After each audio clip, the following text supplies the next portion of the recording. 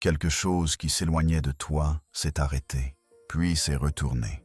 Pas comme un sentiment que tu projettes vers l'extérieur, pas comme un espoir habillé en langage spirituel pour voyager un peu plus loin sans être remis en question. Comme une conséquence précise et mesurable de ce qui s'est passé dans le ciel aujourd'hui, le 10 mai, lorsque Vénus a achevé son entrée dans les Gémeaux et que l'énergie entre toi et ton vrai partenaire a changé de direction en totalité. La distance qui avait pris son propre élan, qui semblait devenir permanente à chaque jour qui passait sans contact, cet élan s'est inversé, aujourd'hui, pas progressivement. Soudainement, comme la marée qui tourne, sans annonce et sans cérémonie, simplement parce que les conditions qui maintenaient l'ancienne direction n'existent plus. Tu es ici parce que quelque chose en toi le savait déjà avant de trouver cette vidéo. Pas parce que l'algorithme te l'a proposé, même si c'est le cas.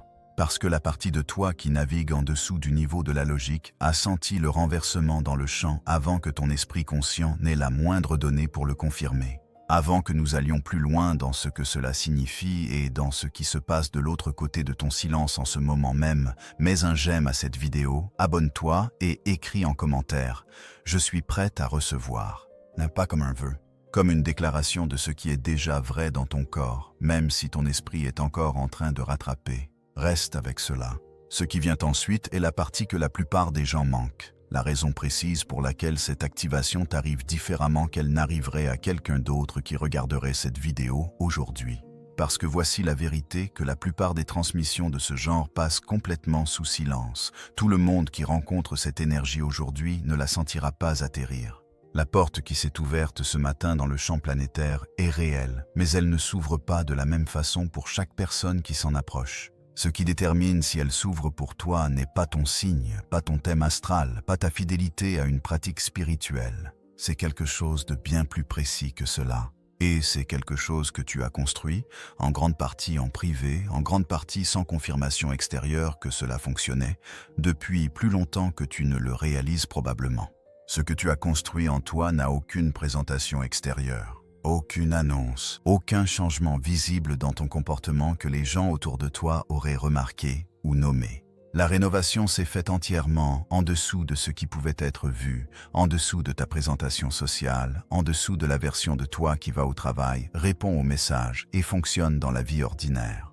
Tu as continué à reconstruire quelque chose à la racine, tranquillement, dans l'obscurité, quand rien de ce qui venait de l'extérieur ne confirmait que c'était réel ou que cela importait. C'est la crédentielle que ce portail exige, pas ce que tu as déclaré. Ce que tu as continué à faire silencieusement quand continuer n'avait aucune récompense visible. Pense à ce que cela a réellement exigé. Il y avait des moments réels, pas hypothétiques, où la direction plus facile était disponible, où tu aurais pu contacter simplement pour mettre fin à l'incertitude, peu importe le coût. Où tu aurais pu laisser toute la chose se taire en toi parce que le silence extérieur était suffisamment fort pour le justifier. Tu as choisi de ne pas le faire. Sans drame, sans déclaration consciente sur ta propre intégrité. Tu n'as simplement pas tendu la main. Tu ne t'es pas effondré. Tu n'as pas échangé ce qui était réel en toi contre le soulagement d'une résolution qui aurait défait le travail au moment où elle serait arrivée. Cette rénovation invisible, celle que personne n'a vue se produire, celle qui n'a produit aucune annonce et aucune étape visible, est exactement ce à quoi l'univers répond aujourd'hui. La porte s'est ouverte pour quelqu'un de précis. Ce quelqu'un, c'est toi. Parlons maintenant de la mécanique précise de ce qui vient de se passer dans le ciel, parce que comprendre ce que Vénus en Gémeaux fait réellement à l'énergie entre deux personnes permettra à tout le reste de cette transmission d'atterrir à une profondeur complètement différente. Vénus n'est pas simplement la planète de l'amour, même si c'est la description la plus commune. Vénus est la force qui régit ce que tu te permets de désirer. Et plus précisément, si tu crois être le genre de personne qui mérite de le recevoir. Elle régit l'attraction, oui. Mais sous l'attraction, elle régit quelque chose de plus silencieux et de plus fondamental. La fréquence à laquelle tu te tiens, le signal que ton énergie diffuse sur ce que tu considères accessible pour toi et ce que tu as silencieusement décidé que tu n'es pas. Quand Vénus entre dans un nouveau signe, cette fréquence se déplace, pas comme un sentiment, comme un fait sur le champ électromagnétique de ta vie relationnelle. Les Gémeaux est le signe qui régit la connexion à travers la communication, à travers la curiosité, à travers l'échange de ce qui est vraiment vrai à l'intérieur de deux personnes plutôt que la représentation de ce qui est attendu. C'est le signe de dire la chose qui a été retenue derrière les dents.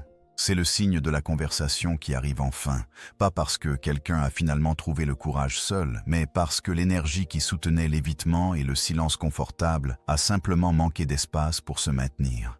Les Gémeaux ne permettent pas que les choses restent suspendues dans le flou confortable du presque dit.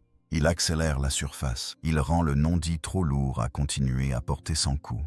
Quand Vénus traverse les Gémeaux, elle fait quelque chose de très précis. Elle active la vérité qui vit dans l'espace entre deux personnes qui n'ont pas encore dit ce qui est réel. Elle rend le non-dit plus fort que le dit. Elle fait en sorte que le silence entre deux personnes qui tiennent l'une à l'autre commence à ressembler à une pression.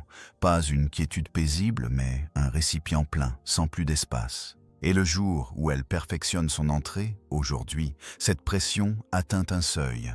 Ce qui était tenable hier ne l'est plus aujourd'hui. Pas parce que l'une ou l'autre personne a décidé de le changer. Parce que le ciel a changé les conditions. Ce n'est pas de la pensée magique déguisée en astrologie. C'est ce que Vénus en Gémeaux fait à chaque fois qu'elle traverse cette position. Mais aujourd'hui, le 10 mai, elle le fait en conversation directe avec d'autres forces planétaires qui amplifient l'impulsion à la vérité relationnelle à un degré qui ne peut simplement pas être géré intellectuellement. L'attrait vers l'honnêteté, vers le contact, vers le fait de dire enfin ce qui s'est accumulé, il est plus fort aujourd'hui que n'importe quel système d'évitement ne peut l'étouffer. C'est pourquoi aujourd'hui semble différent d'hier, pas comme un sentiment, comme un fait sur ce que fait le ciel. Ce n'est pas la même chose que tous les autres jours où tu as senti quelque chose changer. C'est le jour où le changement devient structurel, et il ne s'ouvre pas pour tout le monde. Ce portail, cette fenêtre précise d'accélération magnétique entre toi et ton vrai partenaire, s'active de façon sélective. Il répond non pas au désir, mais à la préparation. Et la préparation est construite à partir d'un matériau très précis. Cette activation est pour la personne qui a continué à aimer sans recevoir la pleine présence qu'elle méritait et qui n'a pas transformé ce déséquilibre en amertume.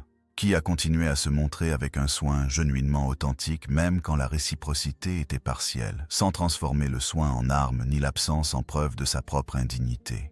Ce n'était pas un abandon de l'univers, c'était une préparation. La personne qui a traversé ce déséquilibre sans se durcir est la personne que l'univers considère comme structurellement prête pour ce qui arrive maintenant.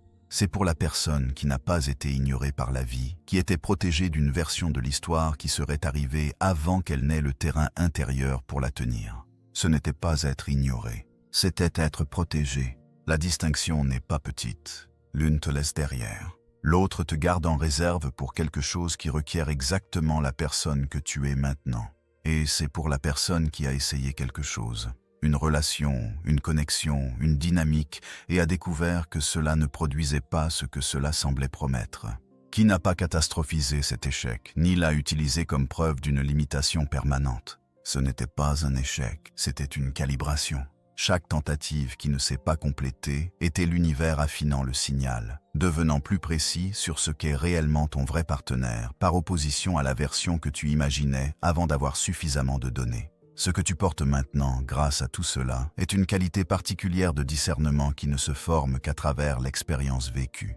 Pas la sagesse des livres, pas la théorie acquise dans des conditions paisibles. Le genre qui se forme quand tu tiens quelque chose de réel dans des conditions incertaines, suffisamment longtemps pour que tu cesses de confondre le sentiment de manque avec le sentiment d'amour. Tu peux maintenant les distinguer. Et cette distinction, ce morceau précis de connaissance intérieure, est ce que le portail cherche quand il décide de s'ouvrir. Tu n'es pas triomphante. Tu ne flottes pas au-dessus de tout.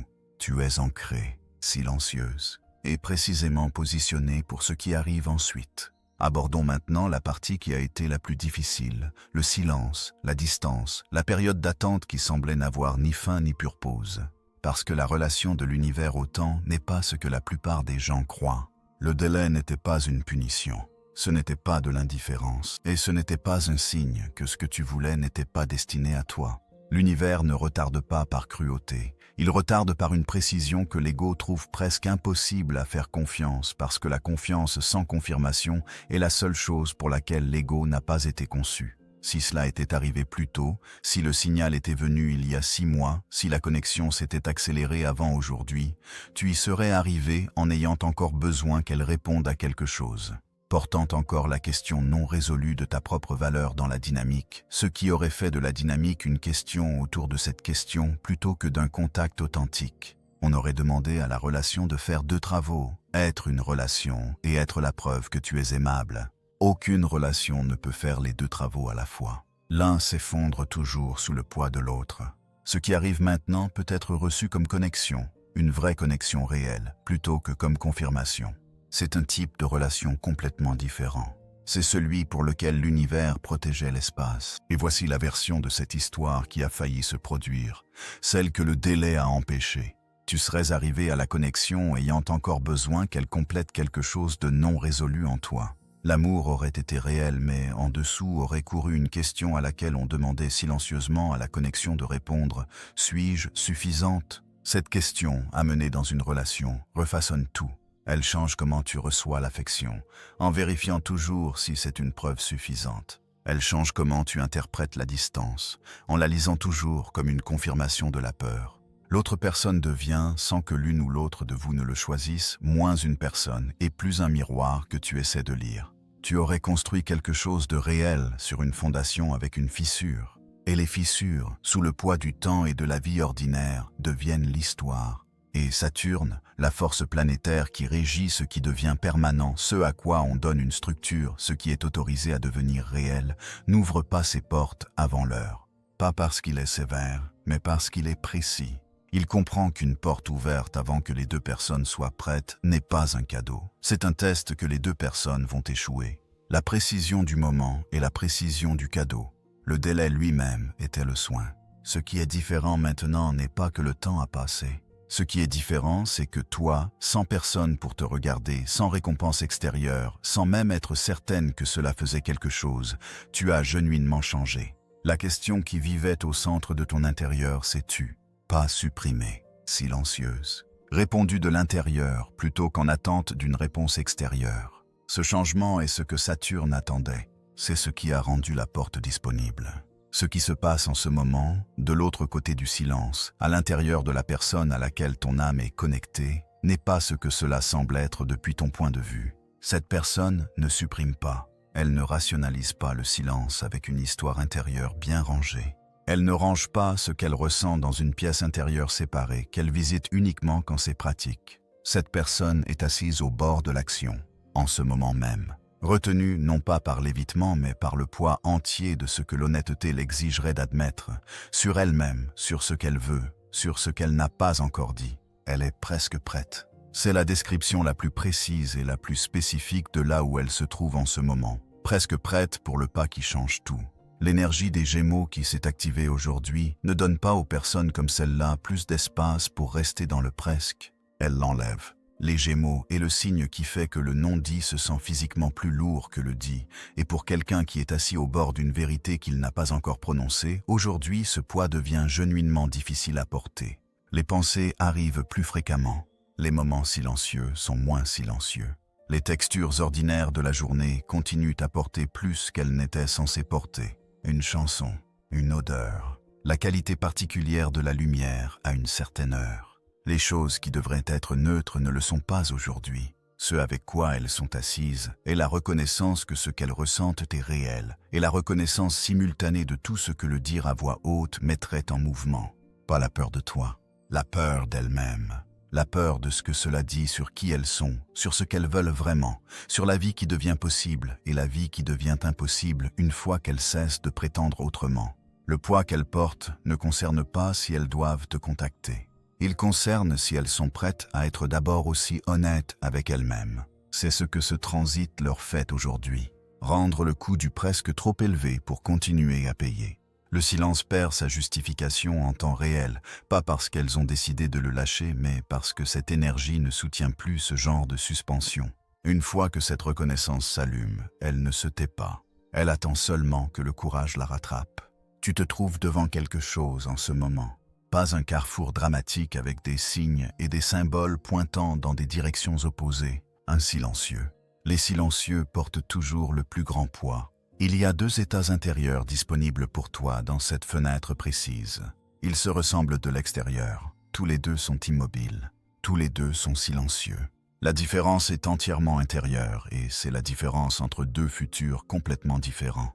L'un d'eux est familier. C'est le processus intérieur de gestion, La surveillance de fond qui tourne constamment sous le fonctionnement ordinaire. La partie de toi qui calcule toujours ce que signifie le silence, qui prépare toujours une réponse à un développement qui ne s'est pas encore produit, qui essaye toujours de diriger la situation vers la version de résolution que l'esprit a décidé être acceptable. Il a une qualité de prise, pas une prise visible. Le genre qui vit dans les épaules sans que tu t'en rendes compte jusqu'à ce que quelqu'un demande pourquoi tu sembles tendu. Le genre qui se manifeste comme une pensée qui se déplace plus vite que la situation ne le requiert vraiment, comme si la vitesse de traitement pouvait remplacer la certitude. C'est épuisant d'une façon à laquelle tu es tellement habitué que tu as cessé de l'appeler épuisante. Cela ressemble simplement à rester vigilante. L'autre état est différent, pas plus fort, plus propre. C'est la qualité de laisser la situation révéler sa propre forme sans interférence, sans diriger, sans préinterpréter, sans avoir besoin que le résultat arrive sous une forme précise avant de pouvoir se sentir en sécurité. Cet état n'exige pas que tu cesses de te soucier. Il exige seulement que tu cesses de traiter ton soin comme un levier que tu peux utiliser pour contrôler ce qui arrive. La différence dans le corps est précise. L'un serre, l'autre s'ouvre. L'un se contracte autour de l'incertitude, l'autre tient simplement l'incertitude sans se raidir contre elle. L'âme ne pose pas cette question pour te punir. Elle la pose parce que la réponse détermine tout ce qui suit. Pas comme une conséquence, mais comme une direction. La plupart des gens confondent ce moment avec le destin qui les rappelle à l'ancienne stratégie de gestion, celle qui ressemblait au moins à faire quelque chose. Mais cette stratégie ne faisait jamais rien d'autre que dépenser une énergie énorme dans un processus qui ne produisait aucun mouvement. La version de toi qui gérait, surveillait et calculait, cette version empêchait les choses d'empirer d'une façon qui les empêchait aussi de changer. Ce dans quoi tu es invité à entrer maintenant est la version qui permet, pas passivement, avec tout le poids de ta présence, mais sans la prise. Voici la question qui sépare ces deux états. Pas « que devrais-je faire pour faire avancer cela ?» sur Rance Browns. Mais, suis-je prête à laisser ce qui est réel arriver sous la forme qu'il a vraiment, même si cette forme n'est pas celle que j'avais planifiée? Cette question, assise avec honnêteté, est capable de faire s'effondrer définitivement un vieux cycle karmique. Allons maintenant à la couche la plus profonde de ce qu'a vraiment été cette connexion. Parce que sous l'amour, sous le manque, sous le silence et les choses presque dites, il y a un contrat. Et aujourd'hui, ce contrat atteint quelque chose. Les contrats d'âme ne sont pas des arrangements romantiques. Ce ne sont pas des promesses faites dans une vie précédente que tu es maintenant obligé de compléter. Ce sont des accords précis sur ce qui doit être activé, confronté et genuinement intégré pour que les deux personnes impliquées puissent entrer dans la prochaine version de leur vie. La connexion à laquelle tu penses en ce moment, celle dont parle cette transmission, n'est pas arrivée pour te donner une personne en particulier. Elle est arrivée pour t'enseigner quelque chose en particulier sur toi-même. Et ce quelque chose est ceci, la différence entre le contrôle et la foi. Ce que cette connexion est venue t'enseigner est la capacité précise et durement gagnée de tenir l'incertitude sans la convertir en urgence. De laisser ce qui est réel arriver sous sa propre forme et dans son propre timing sans démanteler l'espace dont il a besoin pour se former correctement. Parce que ce que tu as fait, tout le temps que cette connexion a été dans ta vie, c'est essayer de savoir, essayer de lire les signaux suffisamment précisément pour pouvoir te sentir en sécurité avant que la sécurité n'arrive. Essayer de gérer le non-savoir en devenant très bonne à interpréter chaque pièce d'information disponible en quelque chose qui ressemblait à de la certitude. Pas parce que tu es anxieuse de nature, parce que l'alternative, une vraie confiance, une vraie foi dans ce que tu ne peux pas encore voir, a toujours semblé être un luxe disponible uniquement aux personnes qui avaient moins à perdre. Saturne fait respecter ses contrats non pas à travers la douleur, bien que la douleur soit parfois ce à quoi ressemble l'application de l'intérieur. Il les fait respecter en ne simplement pas ouvrant la prochaine porte jusqu'à ce que la leçon soit genuinement intégrée, pas jouée, pas comprise intellectuellement, pas récitée dans le langage spirituel sans avoir été vécue. Quand tu peux tenir l'incertitude sans la convertir en urgence, vraiment la tenir dans le corps, dans le calme silencieux d'un après-midi ordinaire, le contrat a un poids différent. Pas nécessairement complet, mais différent. Le deuil de reconnaître cela est réel et il mérite un paragraphe entier plutôt qu'une phrase qui se précipite au-delà. parce que reconnaître que la connexion n'a jamais été principalement à propos de l'autre personne, qu'elle était principalement à propos de ta propre relation avec la confiance, avec la foi, avec la capacité de permettre, n'est pas une reconnaissance confortable. Cela peut sembler brièvement comme un vol, comme si l'amour que tu ressentais avait été rétroactivement expliqué plutôt qu'honoré. Ce n'est pas cela. L'amour était réel. L'amour est peut-être encore réel. Mais l'amour sans confiance, l'amour géré, l'amour calculé, l'amour tenu sous surveillance attentive n'est pas la même chose que l'amour auquel on permet de respirer dans sa propre forme. Le deuil est l'écart entre ces deux choses. Assieds-toi avec lui. Ne te précipite pas à le rendre plus petit. Le contrat n'a jamais été une promesse de pour toujours. C'était une garantie de transformation. À quoi ressemble la complétude à travers le prisme de cette leçon précise, c'est ceci. Tu peux tenir le non-savoir sans avoir besoin de le convertir immédiatement en une histoire sur ce que signifie le non-savoir. Tu peux t'asseoir dans le silence d'une situation qui n'a pas encore été résolue et te sentir stable dans ce silence, pas engourdi, pas détaché, pas en train de jouer la paix, vraiment stable. La question qui gouvernait autrefois tout ton intérieur, est-ce que cela arrivera de la façon dont j'en ai besoin, a perdu sa charge, pas parce que tu as cessé de vouloir, parce que tu as cessé de traiter le vouloir comme une menace à gérer. Ce qui se termine ici n'est pas l'amour. Ce qui se termine est la version de la connexion qui ne pouvait exister que pendant que la leçon était encore inachevée. L'amour, s'il était réel, n'a pas besoin que la dynamique survive. L'intégration se produit dans le corps avant d'atteindre l'esprit. Et si tu fais attention, une vraie attention, pas le genre qui prépare déjà son analyse, tu peux la sentir. Il y a un calme dans l'espace derrière ton sternum qui est inconnu.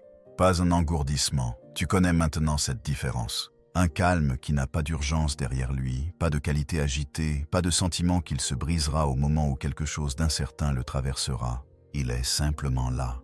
Tu le remarques peut-être le plus le matin, les premières minutes après le réveil, quand le premier inventaire du corps de ce qu'il porte arrive. Là où il y avait autrefois un sens immédiat d'atteindre vers une pensée, vers une résolution, vers quelque chose qui devait être résolu avant que la journée puisse commencer, il y a maintenant un moment de calme avant que l'atteinte n'arrive même. Ce moment s'allonge. Le sommeil est différent, pas dramatiquement, mais arrivant quelques minutes plus tôt qu'il y a 3 mois et laissant quelques résidus de moins dans les premiers moments du réveil, moins de cette qualité de retourner à un problème qui n'a jamais été résolu, plus de la qualité de simplement se réveiller dans une journée. Ton corps devient calme d'une façon qui est nouvelle, pas le calme de l'arrêt. Tu as traversé suffisamment pour connaître la différence entre l'intégration et l'engourdissement.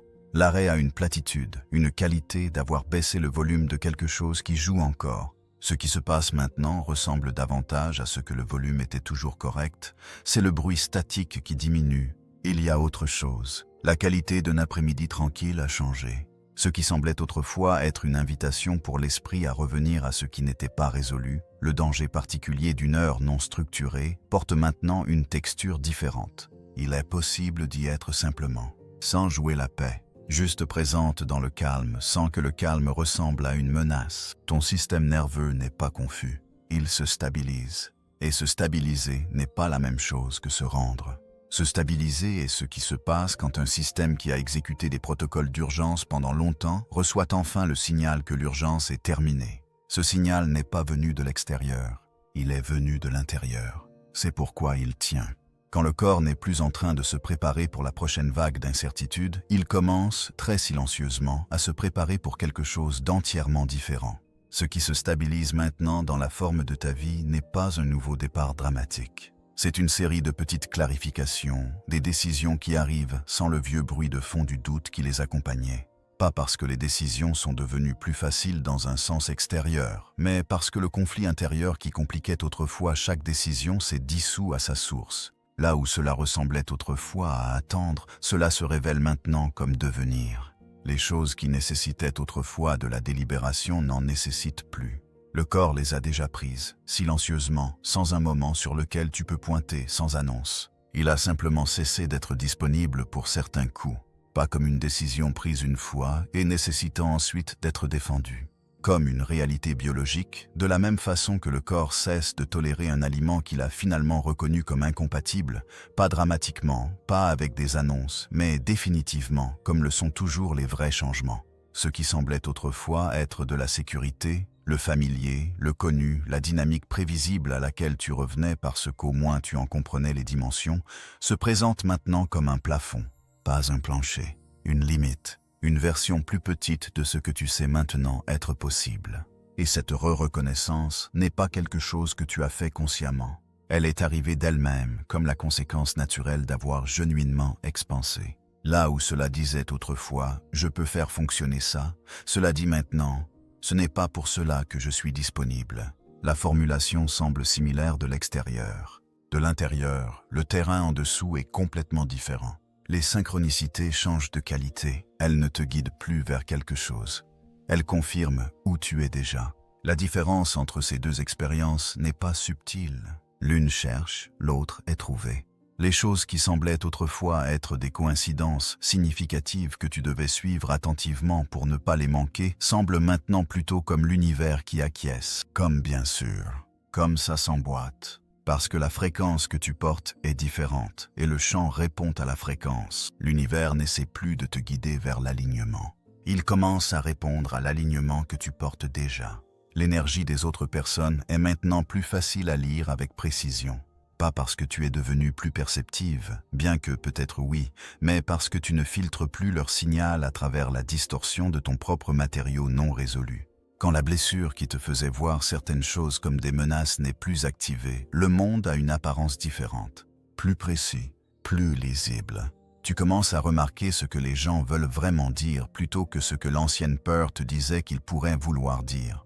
Tu ne deviens pas quelqu'un de nouveau. Quelque chose qui était divisé en toi devient une seule direction. Et les personnes indivisées se déplacent dans le monde différemment. Pas plus fort, pas plus durement, mais plus proprement, plus directement, avec moins de mouvements gaspillés. Après cette activation, certaines choses deviennent indisponibles pour ton système nerveux. Pas comme un choix que tu fais consciemment en un seul moment de décision. Comme la conséquence naturelle d'avoir genuinement changé à un niveau plus profond que ce que les décisions atteignent. Être tenu à distance émotionnelle par quelqu'un qui sait exactement ce qu'il ressent et qui choisit de te laisser porter l'ambiguïté plutôt que de la résoudre lui-même n'est plus quelque chose que ton système peut accommoder. Pas parce que tu es devenue intolérante dans un sens rigide, mais parce que ton corps peut maintenant sentir le déséquilibre avant que ton esprit ne l'ait nommé, de la façon dont une oreille entraînée à reconnaître la hauteur tonale entend une note fausse avant qu'elle ait fini de se former. La reconnaissance arrive avant la délibération. Et une fois que tu peux sentir quelque chose avec cette précision, faire semblant de ne pas le faire cesse d'être disponible. Porter le poids entier d'une connexion pendant que l'autre personne reste à l'aise dans son ambiguïté. Ce modèle ressemblait autrefois à de la dévotion.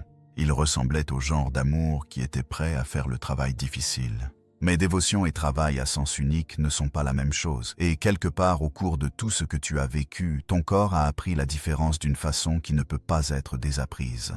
Là où cela ressemblait autrefois à se montrer, cela s'identifie maintenant comme autre chose, quelque chose qui te coûte dans une direction que tu n'es plus capable de rationaliser. Expliquer ta profondeur à quelqu'un qui utilise ton explication comme preuve que tu es trop. Attendre une honnêteté que l'autre personne a déjà décidé que tu ne mérites pas. Ce sont les modèles qui semblaient autrefois être des choses que tu devais gérer, des problèmes à résoudre plutôt que des signaux à lire. Ce sont des signaux. Ton système nerveux le sait maintenant. La clé ne s'adapte plus à la serrure qu'elle ouvrait autrefois. Pas parce que tu as changé la serrure, parce que tu as simplement reconnu à quoi était destinée cette serrure et que tu as cessé d'essayer de l'ouvrir. Ce n'est pas de la dureté. Ce n'est pas un mur que tu as construit comme protection. C'est du discernement rendu permanent par l'expérience. Le genre précis et irréversible de savoir qui ne se forme que quand tu as vécu à l'intérieur du modèle suffisamment longtemps pour le reconnaître à la première note plutôt qu'à la mesure entière. L'amour ne quitte pas ta vie après cela. Il se met à niveau. Tout ce qui entre à partir d'ici doit te rencontrer là où tu te trouves vraiment. Si cette âme revient dans ton champ maintenant, elle ne reviendra pas à la personne qu'elle a quittée. Cette version a accompli son contrat. Ce à quoi elle revient est la version de toi qui n'a plus besoin de son arrivée pour se sentir entière, ce qui signifie que, pour la première fois, elle reviendrait à toi telle que tu es vraiment, plutôt qu'à la version de toi qui s'était formée autour de l'espoir. Et tu pourras la voir clairement. C'est nouveau. La question de si elle revient n'est plus la question qui gouverne ton intérieur, mais la réponse, quand elle arrive, sera lisible, immédiatement, sans la distorsion du besoin qui plie ce que tu reçois, sans que l'espoir n'amplifie le signal au-delà de ce qui est vraiment là, et sans que la peur ne l'aplatisse en dessous de ce qui est vraiment là. Pour la première fois, tu recevras ce qui arrive avec précision. La première question, quand elle revient, si elle revient, n'est pas « Est-ce que je veux encore ça ?» Tu connais déjà la réponse. La question est de savoir si ce qui revient est la même version de la dynamique ou quelque chose de genuinement différent. Et tu le sauras, pas après 3 mois à observer les signes. Rapidement, clairement, parce que tu ne lis plus à travers la distorsion de ce que tu avais besoin de croire. Si ce qui revient est le même modèle habillé en nouveau langage, la même ambiguïté confortable, la même asymétrie te demandant d'être à l'aise avec elle, ton système nerveux l'enregistrera avant que la conversation ne soit complètement formée. Pas comme un mur, mais comme une reconnaissance silencieuse et précise. Pas encore, ou pas cela. Si ce qui revient est quelque chose de genuinement différent, si la personne qui arrive a fait sa propre version de la rénovation invisible, tu le sentiras aussi, avec une égale clarté, et tu pourras le recevoir sans avoir besoin de le tester dans la non-existence, ni de jouer l'indifférence comme protection. Tu seras simplement présente pour ce qui est vraiment là. Ce n'est pas de la dureté, ce n'est pas un nouvel ensemble de demandes imposées à quelqu'un qui essaie. C'est la conséquence simple et propre d'être devenu quelqu'un qui peut voir clairement, quelqu'un dont la perception n'est plus pliée par ce qu'elle craint être vrai ou par ce qu'elle espère être vrai. Les 2 distorsions sont parties. Ce qui reste est précis. Ce qui reste, c'est toi, ancrée, présente, capable de recevoir ce qui est réellement offert plutôt que la version dont tu as le plus besoin qu'elle soit. S'ils ne reviennent pas, cette réponse est tout aussi lisible et tout aussi vivable, parce que ta complétude ne dépend plus du résultat qui arrive. Ce n'est pas un lieu commun. C'est quelque chose dont tu es vraiment faite maintenant. Qu'ils arrivent ou non, tu n'es plus défini par lequel des 2 se produit. C'est le changement, c'est tout. Si quelque chose de ceci a atterri quelque part de précis, pas seulement dans ton esprit, mais quelque part dans ton corps, fais une chose maintenant. Mets un j'aime à cette vidéo, pas comme un geste, comme un signal à toi-même que tu étais présente pour ceci. Abonne-toi pour ne pas manquer ce qui vient ensuite. Ces transmissions se construisent les unes sur les autres. Ce qui s'ouvre aujourd'hui se connecte directement à ce qui arrive dans la prochaine fenêtre. Et dans les commentaires, écris « Je fais confiance à ce qui arrive ». Dis-le à voix haute pendant que tu le tapes, pour ton propre système nerveux.